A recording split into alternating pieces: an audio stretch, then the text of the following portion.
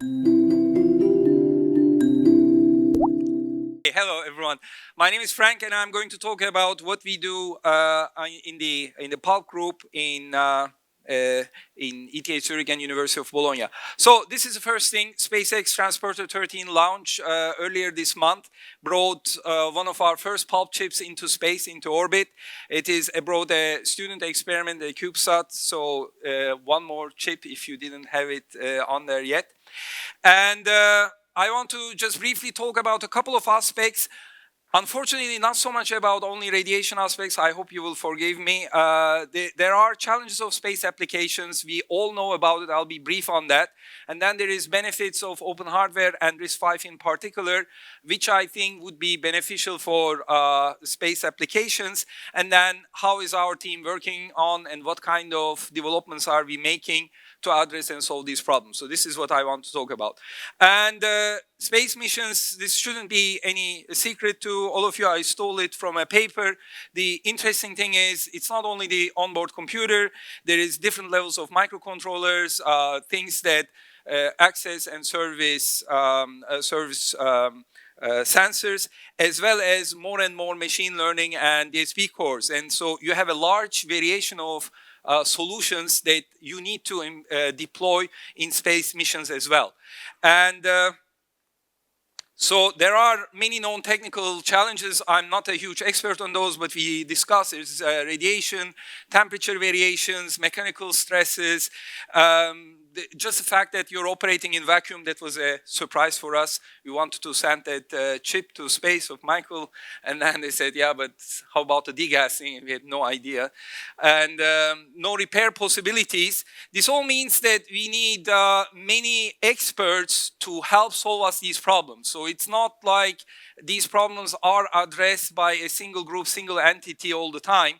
And you realize that especially for space missions, you have low volume, you have costly supply chains, and you are also relying more and more on public fundings in one way or another.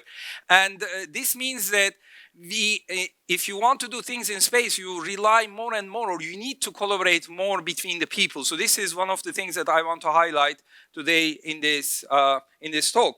And one of the things is there is more and more data to analyze. Moore's law gives you more transistors, gives you more possibilities, so you're doing much more interesting things.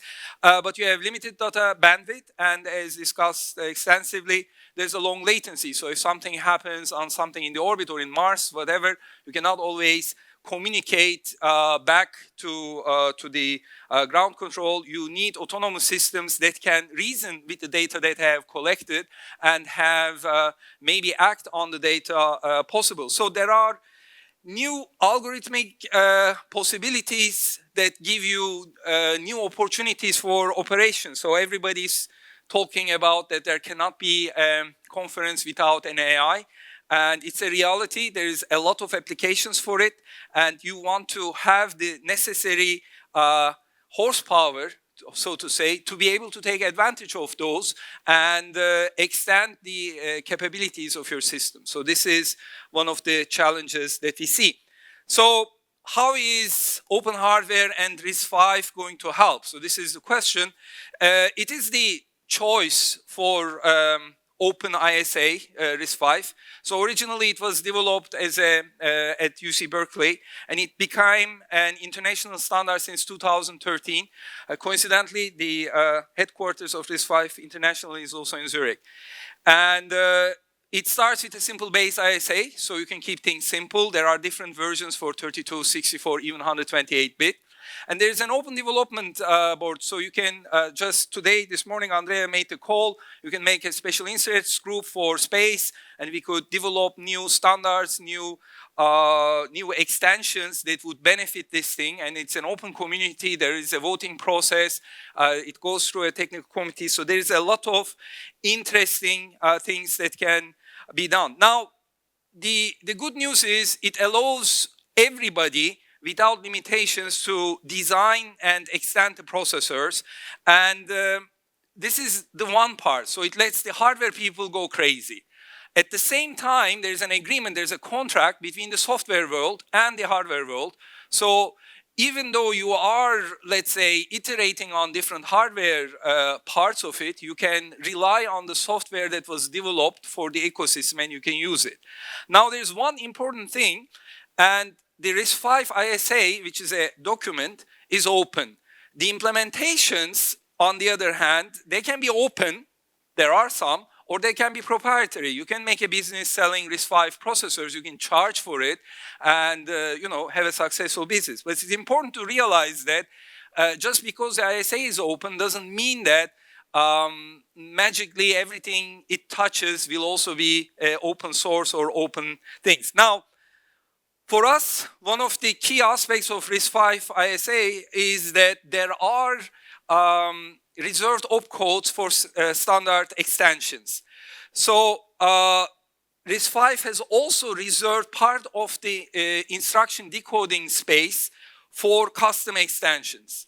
They say, I will never make a new standard where I will infringe upon these operational codes.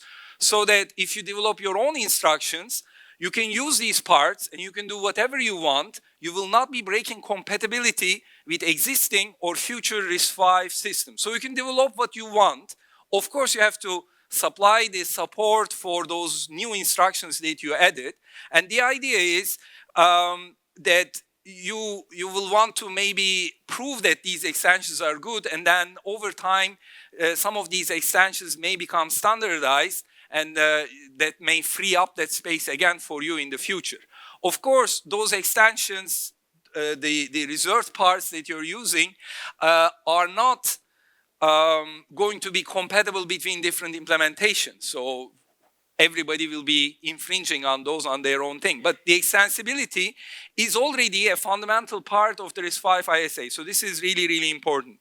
Just to show you what is happening, we do a lot of convolutions and similar operations when we are doing data processing heavy things, and assume it's a little bit contrived maybe, but assume we are doing an 8-bit convolution. So this is the standard RISC-V assembly code that you will be using for doing it.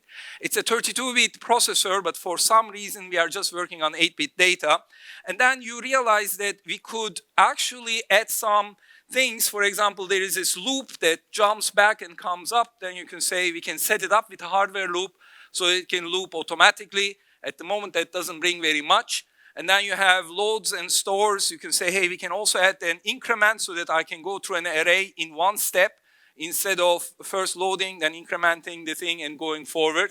And then you say, look, I'm making 8-bit operations on a 32-bit core. Maybe I can do some SIMD extensions and do 4 operations at the same time, and I can fuse them together. So I have an 8-bit SIMD S-dot product operation. And now you look at it, because the loop is 4 times less, and if you look at the entire thing, you have 9 times less instructions than the standard RV32 IMC. And now you look at it and say, there are these load words, load words, load words there. Can we remove them? And say, yes, we can come up yet with another specialized instruction and use the encoding space a little bit smartly. And for this type of application, I can come up with another set of instructions. And now I am about 15 times less instructions, and I'm not adding significantly to the data path. That type of work can be done just because RISC-V is open and is encouraging you to do these things. Now, for me, there are much more important aspects for RISC-V. So modern processors are complex. What you see there is actually one of the simplest 64-bit cores you're going to see. That's the CVA6. And there are things like caches, reorder buffers, and branch predictors, load store queues, and whatever. I mean, it's a really, really complex machine. And there are very nice and well-optimized proprietary solutions. But they are what they are. If you take them as it is, and you can use them. And this doesn't actually matter if it's RISC-V or ARM or x86. Unless your use case has a high volume that will convince some of the market players to manufacture chips for you, you are set with these things. So this is also true for proprietary RISC-V implementations. So the really interesting bit is actually the freedom to to take these things and make something different, to try out and even to evaluate whether or not this is a good idea or bad idea. Because once you have shown that it's a good idea, maybe a company may realize and say, hey, I want to be developing products in this line. So this is what we think is the more, for me, this is the more interesting part. So if you also think about it, the processor core is just a very small part of a system. So if you go to a more larger SoC, you will have software, accelerators, and heterogeneous application. And the RISC-V core is there just one little part of it. So being able to experiment, change, or adapt all of these things that make the system is actually part or is key for the innovation. And we had, for example, the talk by Ivan where he was briefly talking about the RISC-V SoC architecture. And such type of work is only possible because we had access to a system that allowed us to tinker a little bit here, a little bit there, and to add changes at places where we realized we can make some changes there. So this is the important part. And the entire implementations or entire open source hardware implementations are actually necessary for this independence. Otherwise, you'll have great solutions made by companies, but you won't be able to change them. So the work that we are doing, if you can demonstrate that it works on a higher TRL, if you are in ESA, you want at least 6 or plus, then this work that you're doing is also relevant for the community because they can see whatever you did works and we can build on it. But this is not easy to do for any individual group. And so silicon-proven templates allowing you to get there faster is actually essential. So just briefly again about our group, you already saw this slide. We started exactly 12 years ago. It was April 2nd, 1st, 2013 where we started. And it's led by Luca. And there is a group of people at ETH and a group of people in University of Bologna, more or less 60% in Zurich, 40% in Bologna, or 50-50. It's a large group, already 100 people I talked about. And I just want to use the last few minutes to talk about what kind of work we are doing to address some of the challenges in space things. So our research focuses mainly on cluster-based many-core accelerators. So we are working on extensions to the processor cores to explore new extensions, have more efficient implementations of it. And then we have multiple clusters that work together with each other. That the problem is synchronization. And then we have shared memory accelerators that work collaboratively with the cores, making things better. So this is the main idea where we have. There's a bunch of RISC-V cores. Does it? No. Sitting there with access directly to memory, and outside we usually have a host system that is allowing the system to communicate with the rest of the parts. So our extensions then go in there, and depending on it, for example, we have made extensions to work with smaller bit widths. We have made extensions to support multiple precisions. To be able to work with different loads at different precisions was one of the things. The other thing that we do a lot is having accelerators mixed with the processors. Here's an example. This is Kagan. It was that was in 22 FDX. And the RISC-V cores in it, so there's a cluster in it. It was actually doing quite efficient processing, the way that I was showing you. And we were then improving this with the instruction set extensions, which brings us another 10x almost improvement. And then we have a configurable data path where we say we don't necessarily always work with 8 bits. We may even work with lower bit values. So we are getting another set of extensions. And then we are adding highly specialized data paths. In this case, there was actually something that was working with the cameras that were only reacting to the changes. So there was an accelerator for that. There was an accelerator for the neural networks. And the question, of course, comes up. You need a large number of software to work collaboratively so you can get to this thing. Fortunately, there is already accepted thing. So you can start from PyTorch. You need some quantization. You need some some form of distributing the work onto the different clusters and different accelerators. And for all of that, we also have to find solutions and work for it. So what we ended up doing is we developed a toolbox to make efficient SoCs. So it's not only cores, but these are also peripherals, interconnects, and accelerators. And you ended up with single core, our usual many-core clustered architectures, and then the larger architectures which scale to tens and hundreds of cores, covering a large range from IoT to HPC. And if you look at it, we have demonstrated in more than 60 ICs for single core, multi-core, and also very large systems. The largest one is the one that we have in a chiplet system. There's 430 cores on the one above, and you can go to the chip gallery to see all the different chips that we have made. Astral that Ivan was talking about is the one on the far right in 12 nanometers. So all our designs are open source. We cannot open source the manufacturing data because that is currently closed. And current research focuses on three things: reliable and safe, secure architectures. We are, I will quickly flip through those. And then we are working on more efficient computing, as well as scaling up the compute to tens and hundreds and thousands of cores. So this one was already described. We are trying to develop a toolbox of reliability features being demonstrated in different chips. So this is core-wide ECCs, rapid recovery systems, faster interrupts, and other things. So the important part to realize is there's a lot of mixed criticality systems where you want to trade off between performance and reliability and use this thing. So this is one of the hybrid modular redundancy systems.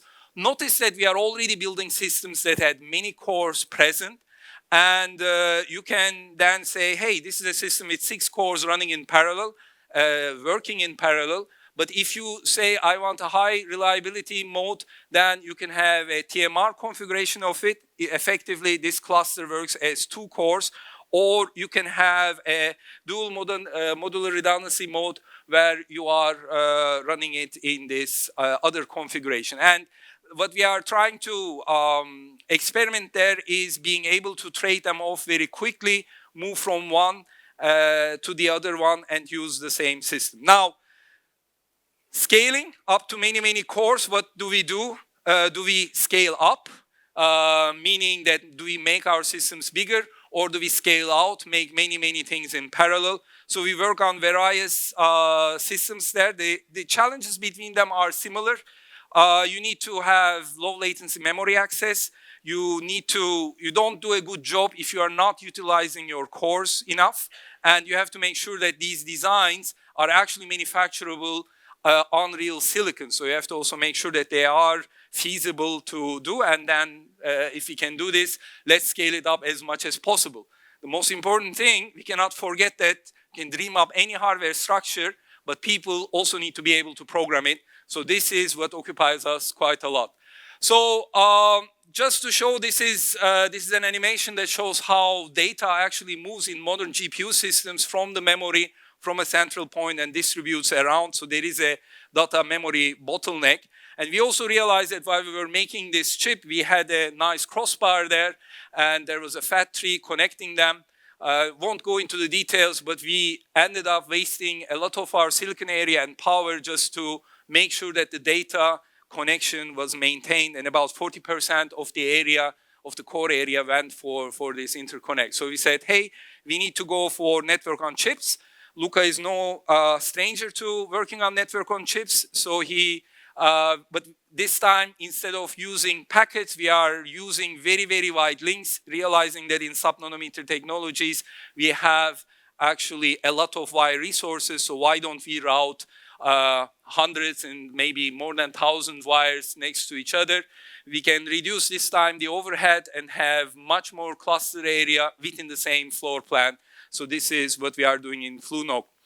And the same type of processing, you then realize that we can already do some of the processing inside the network, the way we are communicating. If we need to make a transpose of a matrix, for example, we can just send the data in a different way.